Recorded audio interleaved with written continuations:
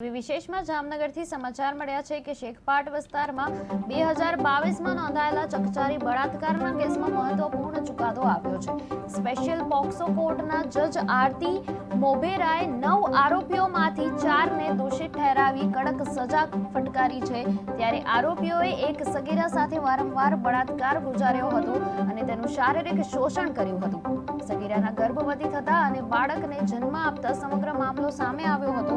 ત્યારે કેસની છણાવટ બાદ 4 આરોપીઓને પોક્સો કલમ 4 હેઠળ 10 વર્ષની સજા અને કલમ 6 હેઠળ 20 વર્ષની કેદ સાથે દંડ તેમજ સગીરાને 5 લાખ રૂપિયાની વળતરની ફરમાવટ કરાઈ છે।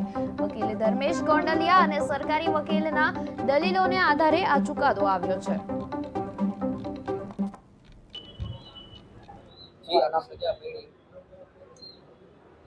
Dharmesh S Gondaliya Jamnagar district court advocate तरीके आज रोज जामनगर में स्पेशल कोर्ट द्वारा एक पंचकोशी एनो जे बनाव हतो ए बनावनु आजे जजमेंट आपेल छे। ए बनाव पंचकोशी ए में नोंधायेलो हतो। एमां एक ग्राम्य विस्तारनी सगीरबाईनी दीकरी उपर आश्रे 9 जेटला शख्सोए वाराफरती रीते तेओने गैरकायदेसर रीते शरीर संबंधों बांधी अने तेओने गर्भधारण थयेल हती अने तेओ बाळकोनो जन्म आप्यो हतो। ए गुनानी तपास संपूर्णपणे करी